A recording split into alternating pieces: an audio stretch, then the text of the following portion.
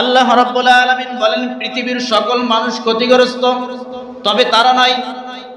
ইল্লাল্লাযীনা আমানু, যারা ঈমান এনেছে, ওয়া আমিলুস সালিহাত, ঈমানের সাথে নেক আমল করেছে, ওয়া তাওয়াসাউ বিল হাক্কি, সত্যকে প্রতিষ্ঠিত করার জন্য সংগ্রাম করেছে, ওয়া তাওয়াসাউ বিস সাবরি, এরপর সত্যকে প্রতিষ্ঠিত করার জন্য সংগ্রাম করে যে বিপদ মুসিবত এসেছে সেই বিপদ মুসিবতের উপরে ধৈর্য ধারণ করেছে।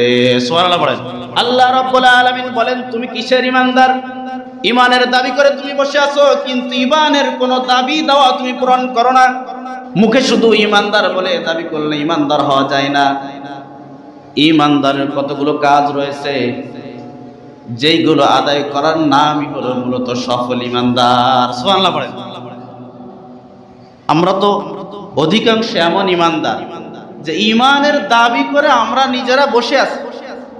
ঈমানের যেই দাবি দেওয়া, ঈমানের যে চাওয়া পাওয়া, সেটা আমরা পালন করি না।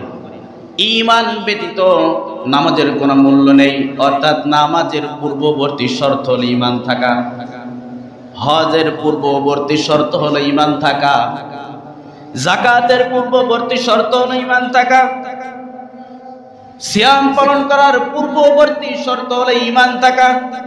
ঈমান ব্যতীত আল্লাহ রাব্বুল আলামিনের কাছে কোনো আমলের কোনো গ্রহণযোগ্যতা নেই। সর্ব আমলের পূর্ববর্তী শর্ত হলো ঈমান থাকা। আল্লাহ রাব্বুল আলামিন বলেন ঈমানের পূর্ববর্তী একটা শর্ত রয়েছে, সেই শর্ত যতক্ষণ পর্যন্ত কোনো ঈমানদার পূরণ না করবে ততক্ষণ পর্যন্ত তারা পূর্ণাঙ্গ ঈমানদারে পৌঁছাতে পারবে না। বিসমিল্লাহির রহমানির রহিম। মুমিন বলা হয় যার মাঝে ঈমান থাকে, যার ভিতর কুফরি থাকে তাকে কাফের বলা হয়, যার ভিতর নিফাকি থাকে তাকে বলা হয় মুনাফিক, যার মাঝে ঈমান থাকে তাকে বলা হয় মুমিন। ঈমান হচ্ছে সবথেকে দামি সম্পদ। গতকাল মাগরিবের সময় আমি একটু কথা বলেছিলাম, ইন্নাল্লাযীনা আমানু ওয়া আমিলুস সালিহাতি কানাত লাহুম জান্নাতুল ফিরদাউসি নুজুলা খালিদিনা ফিহা লা ইয়াবগুনা আনহা হিওয়ালা। যারা ঈমান আনবে এবং সৎ কাজ করবে, কানাত লাহুম জান্নাতুল ফিরদাউসি নুজুলা, আল্লাহ বলেন তাদের বাস স্থান হলো জান্নাতুল ফিরদাউস। জান্নাতুল ফিরদাউস পাওয়ার শর্ত ঈমান আনতে হবে আর সাথে নেক আমল করতে হবে। শুধু মুমিন বলে জিকির করে আল্লাহর গজব থেকে, আল্লাহর আযাব থেকে কিন্তু পার পাওয়া যাবে না। ঈমানের সাথে থাকতে হবে সৎ আমল, ঈমানের সাথে থাকতে হবে নেক আমল। ঈমানের সাথে যদি নেক আমল থাকে, সৎ আমল থাকে, এটাকে কোরআনের ভাষায় বলা হয় ইসলাম। সৎ আমলকে কি বলা হয়? ইসলাম। এর জন্য অন্য আয়াতে আল্লাহ তাআলা বলেন ওয়ালা তামুতুন্না ইল্লা ওয়া আনতুম মুসলিমুন, যে হে ঈমানদাররা তোমরা মুসলমান না হয়ে মৃত্যুবরণ করো না। তার মানে ঈমান এক জিনিস আর ইসলাম আর এক জিনিস। ঈমানের সাথে সম্পর্ক বিশ্বাসের, আর ইসলামের সাথে সম্পর্ক কর্মের। ঈমানের সাথে সম্পর্ক বিশ্বাসের আর ইসলামের সম্পর্ক কর্মের সাথে। তাহলে আমরা বুঝতে পারি যে ঈমান এবং ইসলাম এটা উভয় ভিন্ন জিনিস। এটা কি ভিন্ন জিনিস? এই জন্য আল্লাহ তাআলা বলেন ওয়ালা তামুতুন্না ইল্লা ওয়া আনতুম মুসলিমুন, হে ঈমানদাররা তোমরা মুসলমান না হয়ে মৃত্যুবরণ করো না। তার মানে ঈমান তোমরা এনেছো, এখন তোমাদের কাজ হচ্ছে মুসলমান হতে গেলে ঈমানের দাবি যেইগুলো আছে, ঈমানের দাবি যেইগুলো আছে ওইগুলো পালন করার নামই হচ্ছে ইসলাম। সুবহানাল্লাহ পড়েন। তার মানে সৎ আমল, নেক আমল। মুমিন কাকে বলা হয়? অন্তরে বিশ্বাস করতে হবে, অন্তরে বিশ্বাস করতে হবে, জবানে সেটার স্বীকৃতি আপনাকে দিতে হবে এবং সেটাকে আমলও পরিণত করতে হবে। এখন আপনি অন্তরে বিশ্বাস করছেন, আপনি জবানে স্বীকৃতিও দিচ্ছেন, কিন্তু এটা আপনি আমলে পরিণত করতে পারছেন না।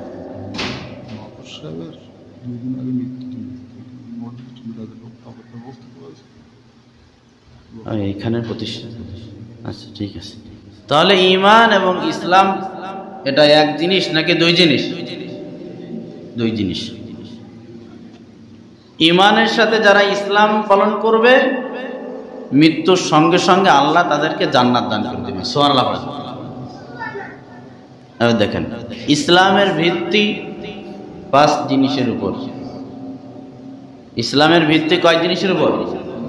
5 জিনিসের উপর। একটু বোঝার চেষ্টা করবেন, আমি আপনাদেরকে একটা জিনিস শেষে নিয়ে বুঝিয়ে দেব, একটু ভালো করে শুনবেন।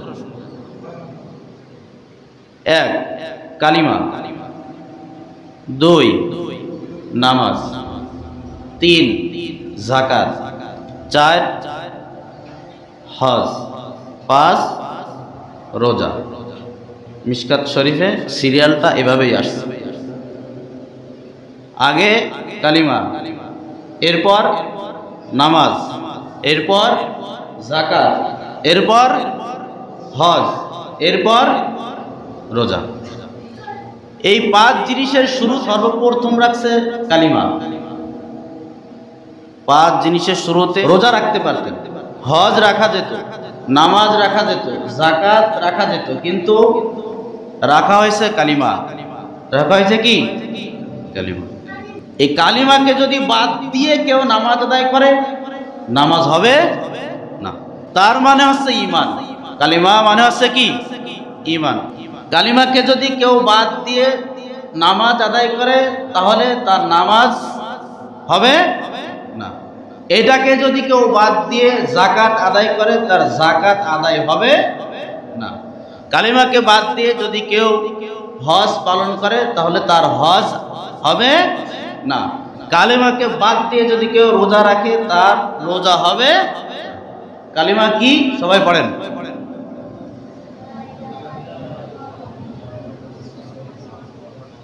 অর্থ কি বলেন সবাই? অর্থ কি? লা ইলাহা ইল্লাল্লাহু মুহাম্মাদুর রাসূলুল্লাহ, এটা তো পড়লেন, এটার তো মূলত আপনাকে অর্থ জানতে হবে। লা ইলাহা ইল্লাল্লাহু মুহাম্মাদুর রাসূলুল্লাহ তোতা পাখির মতো যদি পড়ে দেন, তো এর প্রতি আপনি বিশ্বাস কি রাখবেন? এখানে তো বিশ্বাসের কিছু বিষয় আছে।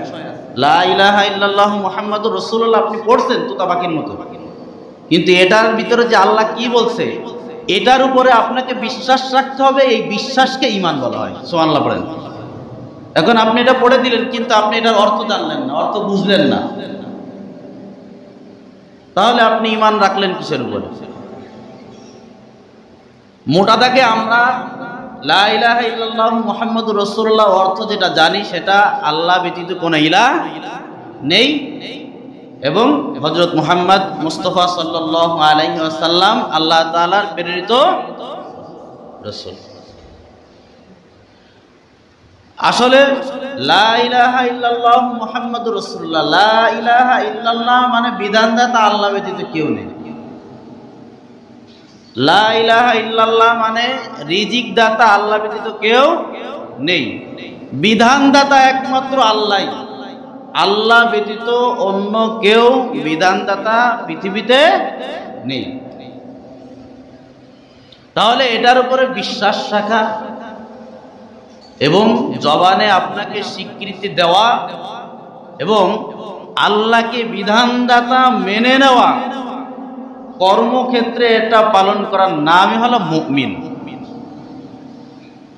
কর্মক্ষেত্রে এটা পালন করার নামই হলো কি? মুমিন।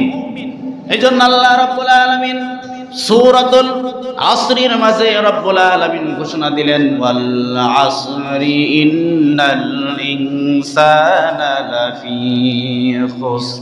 আল্লাহ রাব্বুল আলামিন বলেন, পৃথিবীর সকল মানুষ ক্ষতিগ্রস্ত, তবে তারা নয়, ইল্লাল্লাযীনা আমানু, যারা ঈমান এনেছে, ওয়া আমিলুস সালিহাত, ঈমানের সাথে নেক আমল করেছে, ওয়া তাওয়াসাউ বিল হাক্কি, সত্যকে প্রতিষ্ঠিত করার জন্য সংগ্রাম করেছে, ওয়া তাওয়াসাউ বিস সাবরি, এরপর সত্যকে প্রতিষ্ঠিত করার জন্য সংগ্রাম করে যে বিপদ মুসিবত এসেছে সেই বিপদ মুসিবতের উপরে ধৈর্য ধারণ করেছে।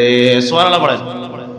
এই ঈমানদার দুনিয়া এবং আখিরাতের ক্ষতি থেকে মুক্তি পাওয়া ঈমানদার। সুবহানাল্লাহ পড়েন। কোন ঈমানদার? আমি বোঝানোর জন্য আবার বলতেছি, ইল্লাল্লাযীনা আমানু, যে ঈমানদার, যেই মানুষটা ঈমান এনেছে, ওয়া আমিলুস সালিহাতি, ঈমানের পরে যেই ঈমানদার নেক আমল করেছে, ওয়া তাওয়াসাউ বিল হাক্কি, এরপর সত্যের সংগ্রাম করেছে, ওয়া তাওয়াসাউ বিস সাবরি, এরপর ধৈর্য ধারণ করেছে, যেই ঈমানদার এই কর্মসূচিগুলো পালন করবে, আল্লাহ তাআলা বলেন দুনিয়ার সকল মানুষ ক্ষতিগ্রস্ত, কিন্তু এই ঈমানদার ক্ষতিগ্রস্ত নয়। সুবহানাল্লাহ পড়েন। এজন্য শুধু নিজেকে ঈমানদার বলে দাবি করে বসে থাকলে কাজ হবে? ঈমানের যে তাকাজা আছে, ঈমানের যে দাবি আছে, এটা আমাকে আপনাকে পূরণ করতেই হবে। তুই আমার কিসের সন্তান? তোর প্রতি বাবার যে দাবি ছিল সেই দাবি তো তুই পূরণ করিস না। তুমি আমার কিসের বাবা? তুমি তো তোমার প্রতি যেই দাবি দেওয়া ছিল আমার, সেটা তো তুমি পূরণ করো না। তুমি কিসের বাবা? একথা অনেক সন্তানরা বলে কি বলে না? আমার হকগুলো তুমি আদায় করোনি। তুমি কিসের বাবা? তুমি কিসের সন্তান? তুমি বাবা মার হক আদায় করো না। তুমি কিসের সন্তান? তুমি কিসের পিতামাতা? তুমি তো আমার একটা হক আদায় করো না। আল্লাহ রাব্বুল আলামিন বলেন, তুমি কিসের ঈমানদার? ঈমানের দাবি করে তুমি বসে আছো, কিন্তু ঈমানের কোনো দাবি দেওয়া তুমি পূরণ করো না। মুখে শুধু ঈমানদার বলে দাবি করলে ঈমানদার হওয়া যায় না। ঈমানদারের কতগুলো কাজ রয়েছে, যেইগুলো আদায় করার নামই হলো মূলত সফল ঈমানদার। সুবহানাল্লাহ পড়েন। আমরা তো অধিকাংশ এমন ঈমানদার যে ঈমানের দাবি করে আমরা নিজেরা বসে আছি। ঈমানের যেই দাবি দেওয়া, ঈমানের যে চাওয়া পাওয়া, সেটা আমরা পালন করি না। ঈমান ব্যতীত নামাজের কোনো মূল্য নেই, অর্থাৎ নামাজের পূর্ববর্তী শর্ত হলো ঈমান থাকা, হজের পূর্ববর্তী শর্ত হলো ঈমান থাকা, যাকাতের পূর্ববর্তী শর্ত হলো ঈমান থাকা, সিয়াম পালন করার পূর্ববর্তী শর্ত হলো ঈমান থাকা। ঈমান ব্যতীত আল্লাহ রাব্বুল আলামিনের কাছে কোনো আমলের কোনো গ্রহণযোগ্যতা নেই। সর্ব আমলের পূর্ববর্তী শর্ত হলো ঈমান থাকা। আল্লাহ রাব্বুল আলামিন বলেন, ঈমানের পূর্ববর্তী একটা শর্ত রয়েছে, সেই শর্ত যতক্ষণ পর্যন্ত কোনো ঈমানদার পূরণ না করবে ততক্ষণ পর্যন্ত তারা পূর্ণাঙ্গ ঈমানদারে পৌঁছাতে পারবে না। নাউজুবিল্লাহ পড়েন। আমরা সবাই জানি নামাজের পূর্ববর্তী শর্তে ঈমান থাকে। ঈমান না থাকলে নামাজের কোনো মূল্য নেই। কথা বলেন আমার সাথে, আছে? নেই। রোজার পূর্ববর্তী শর্ত ঈমান থাকতে হবে, যাকাতের পূর্ববর্তী শর্ত ঈমান থাকতে হবে। তাহলে এই যাকাতের মূল্য আল্লাহর কাছে আছে, তাহলে এই নামাজের মূল্য আল্লাহর কাছে আছে, এই রোজার মূল্য আল্লাহ তাআলার কাছে আছে। যদি পূর্ববর্তী শর্ত ঈমান না থাকে, তাইলে এই নামাজ, রোজা, হজ, যাকাত এগুলোর কোনো মূল্য আল্লাহ তাআলার কাছে নেই। ঠিক অনুরূপ ঈমানের একটা পূর্ববর্তী শর্ত রয়েছে, যেই শর্ত যতক্ষণ পর্যন্ত আপনি পালন না করবেন ততক্ষণ পর্যন্ত আপনি পূর্ণাঙ্গ রূপে ঈমানদার হতে পারবেন না। এখন ঈমানের পূর্ববর্তী শর্ত কি শুনছেন আপনারা কেউ কোনোদিন? ওরে আন্দাজে করেন না, শুনছেন কোনোদিন আপনার ইমানের যে একটা পূর্ববর্তী শর্ত আছে, যেই শর্ত না থাকলে পরিপূর্ণ ইমানদার হওয়া যায় না, এই কথাটাকে আপনারা শুনছেন? শোনেননি? কে কে হাত তোলেন তো দেখি।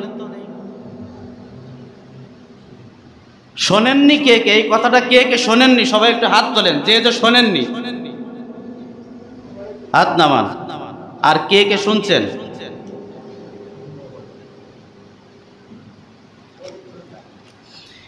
ইমানের পূর্ববর্তী শর্ত আছে তাগুতকে পরিহার করা। ইমানের পূর্ববর্তী শর্ত আছে তাগুতকে কি করা? বলেন, নতুন হলেও একটু ঠিক হয়ে যাবে আস্তে আস্তে। ইমানের পূর্ববর্তী শর্ত কি?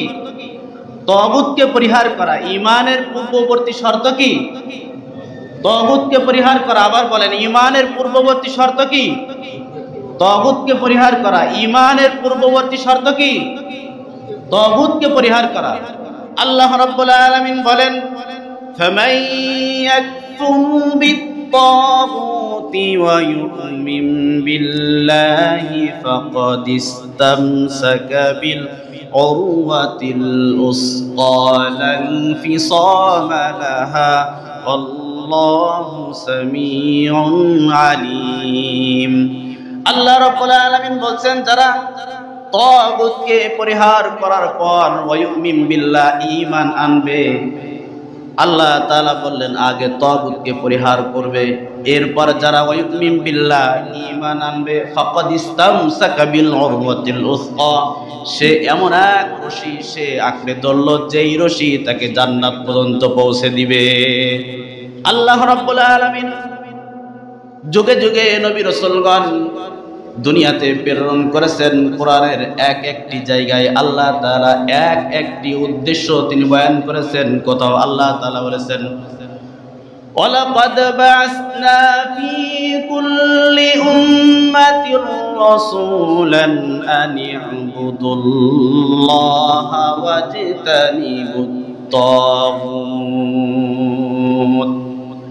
আল্লাহ রাব্বুল আলামিন বলেন, ওয়ালাকাদ বা'আসনা ফী কুল্লি উম্মাতির রাসূলান, প্রত্যেক যুগে যুগে আমি নবী রাসূলগণ দুনিয়াতে প্রেরণ করেছি দুইটা কর্মসূচি দিয়ে। এক, আনি আবুদুল্লাহ, আল্লাহ তাআলার ইবাদত করবে, এই দাওয়াত এই আমল নবীরা করবে, এই দাওয়াত নবী রাসূলগণ প্রচার করবে।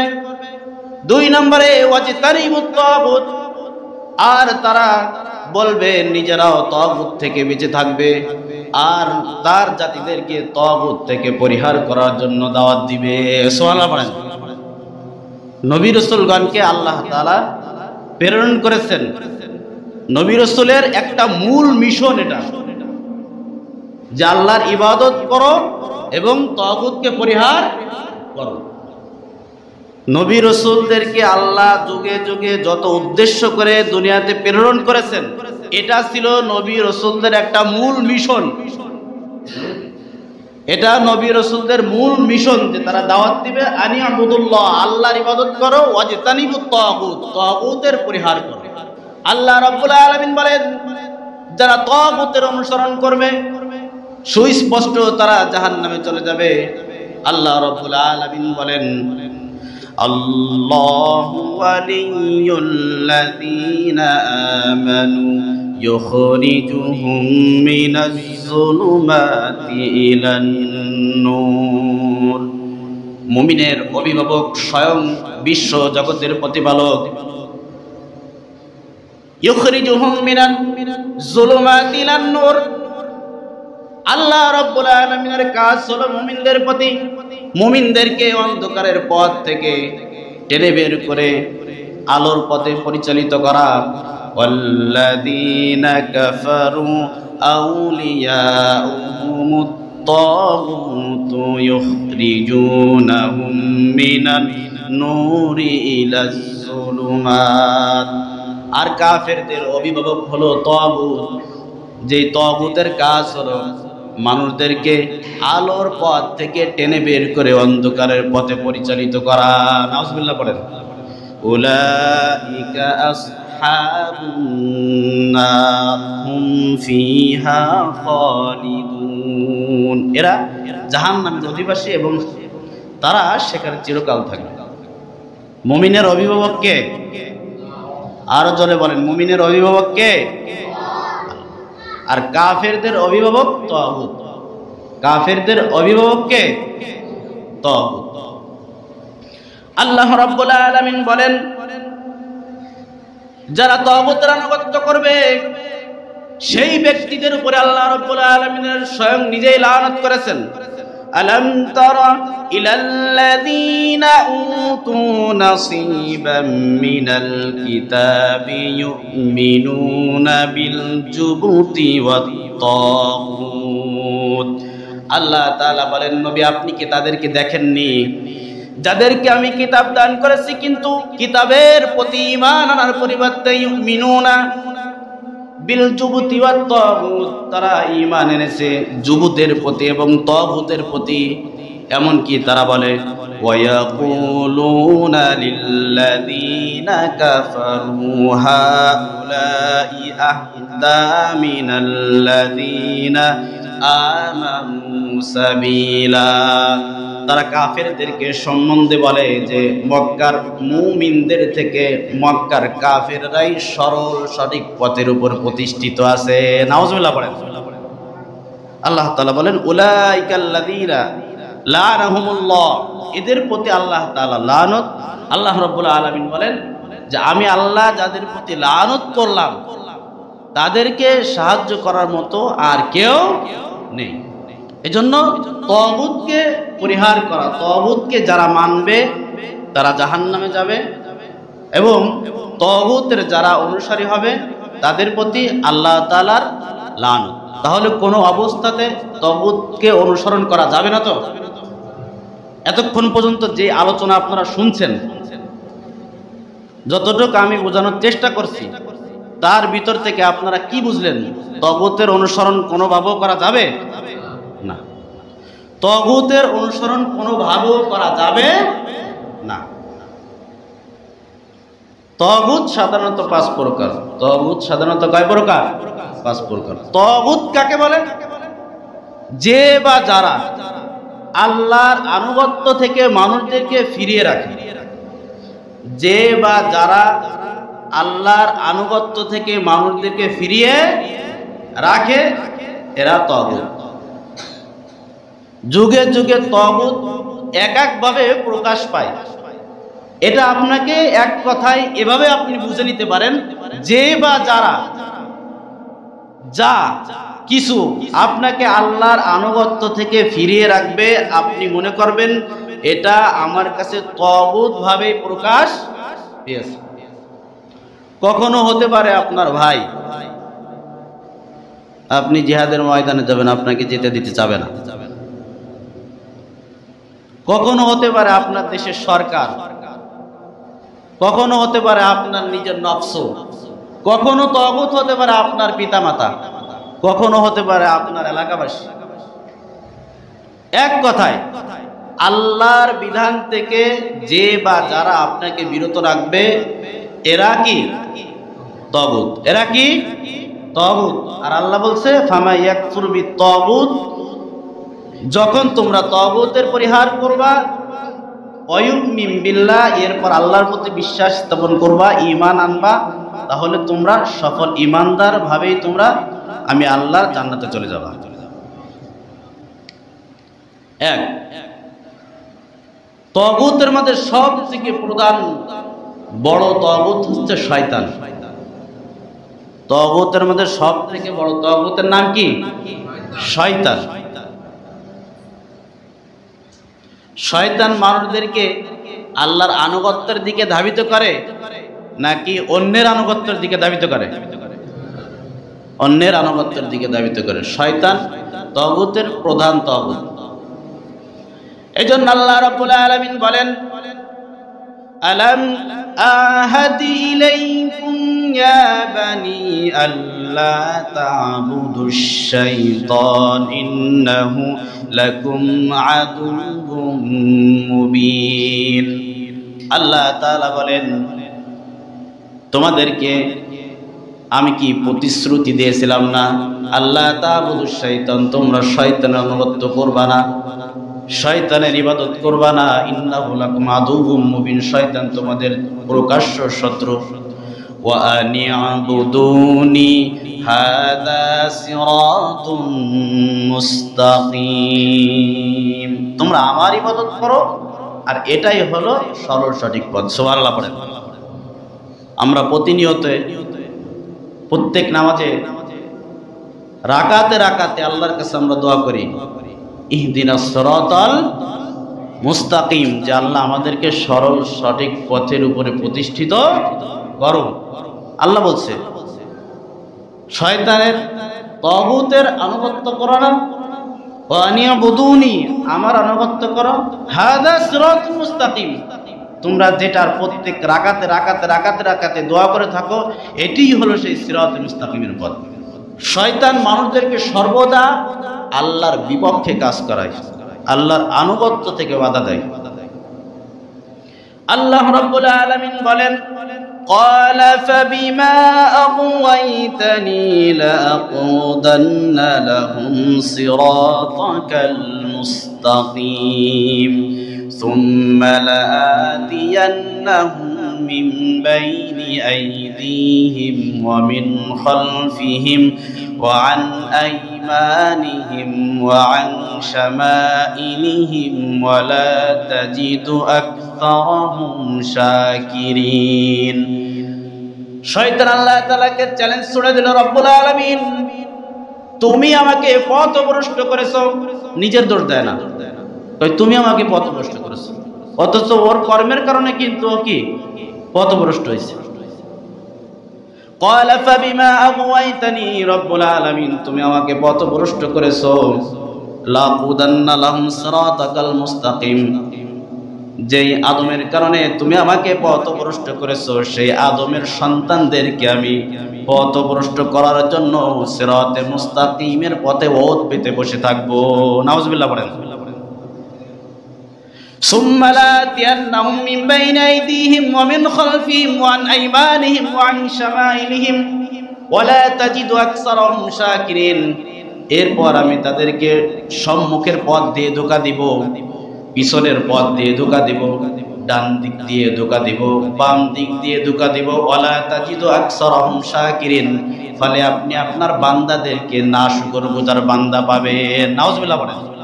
এইজন্য শয়তান এটা তাগুতের প্রধানতম তাগুত। শয়তানের সমস্ত আনুগত্য, সমস্ত হুকুম, এগুলো আমাদেরকে পরিহার করতে হবে। দ্বিতীয় তাগুত হলো স্বৈরাচারী শাসক। দ্বিতীয় তাগুত কি? আল্লাহর অবাধ্যতায় জনগণকে বাধ্য করে জোরপূর্বক ভাবে। আল্লাহর অবাধ্যতায় জনগণকে জোরপূর্বক ভাবে যেই শাসক জনগণকে বাধ্য করে, সেই শাসক তাগুত। সেই শাসক কি? তাগুত। এই তাগুতকে পরিহার করার দরকার আছে? আসতে কনকান মিয়া, এই তাগুতকে পরিহার করার দরকার আছে? আমি কি রাজনীতির আলোচনা করতেছি না ঈমান সংরক্ষণ করার আলোচনা? আরো জোরে বলেন, এটা রাজনীতির আলোচনা নাকি ঈমান সংরক্ষণের আলোচনা? হ্যাঁ, এইটা বুঝতে হবে। মানে ফুটফাট করে এক একজন এক একটা বুঝে এক এক দিকে নিয়ে যায়, ঢিলে ঢিলে একদিকে বলতে চায় না, ঢিলে আর একদিকে। এটা ঈমান সংরক্ষণের আলোচনা, যে আমি আমার ঈমানকে কিভাবে বাঁচাইতে পারি এবং ঈমান নিয়ে আমি কিভাবে মরতে পারি। তাগুতের আলোচনার শয়তানের কথা বলছি, বাস ঠিক আছে হুজুর, শয়তান ওটার শত্রু, সবাই শত্রু, আমরা মেনে নিছি। কিন্তু যেই সরকার, যেই শাসক মানুষদেরকে জোরপূর্বক ভাবে আল্লাহর অবাধ্যতায় লিপ্ত করে, হুকুম দেয়, আইন চালু করে দেয়, ওই সরকার তাগুত। ওই সরকারকে ঈমানদার পরিহার করতে হবে। আল্লাহ তাআলা বলেন, আলাম তারা ইলাল্লাযীনা ইয়াজউমুনা আন্নাহুম আমানু বিমা উনজিলা ইলাইকা ওয়া মা উনজিলা মিন ক্বাবলিক আল্লাহ তাআলা বলেন, নবী আপনি কে তাদেরকে দেখেননি যারা বলে নবী আপনার প্রতি যেই কিতাব নাজিল করা হয়েছে সেই কিতাবের প্রতি আমরা ঈমান এনেছি, এবং আপনার পূর্বে যেই কিতাবগুলো নাজিল হয়েছে সেই কিতাবের প্রতি আমরা ঈমান এনেছি, কিন্তু তাদের কর্মসূচি হয় এমন, ইউরিদুনা আইয়াতাহাকামু ইলাত তাগুত, বিচারক হিসাবে তারা তাগুতের প্রার্থী হয়ে যায়। নাউজুবিল্লাহ পড়েন।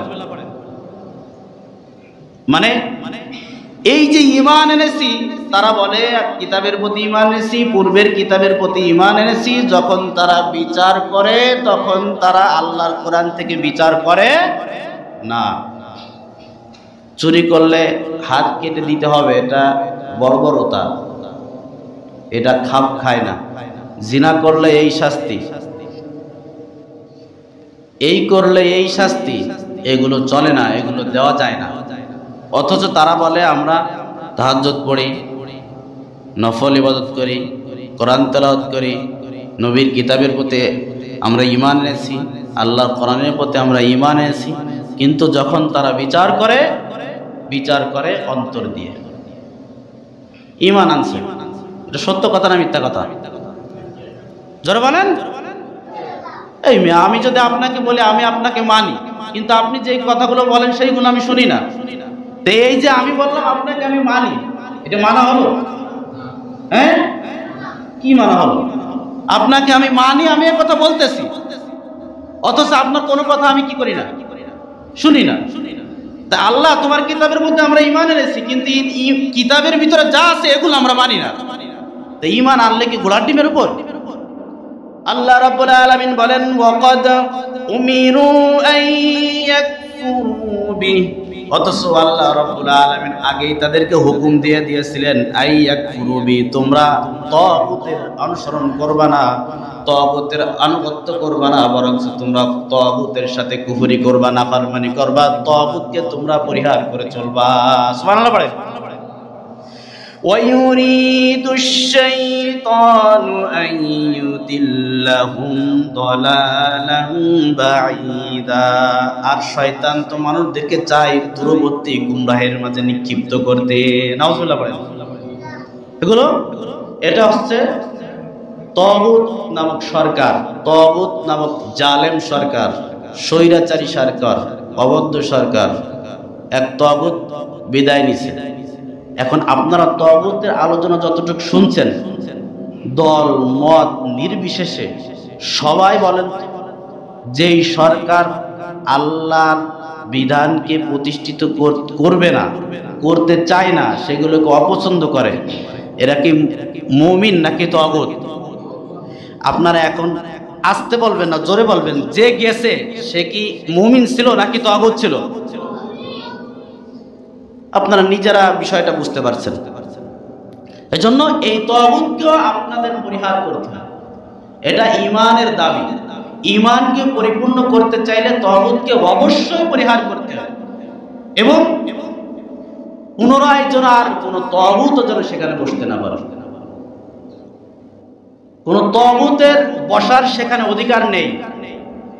আল্লাহ তাআলা বলছেন, অকুর রাব্বি আদখিলনি মুদখালা সিদকিন ওয়া আখরিজনি মুখরাজা সিদকিন ওয়াজআলনি মিন লাদুনকা সুলতানান নাসীরা।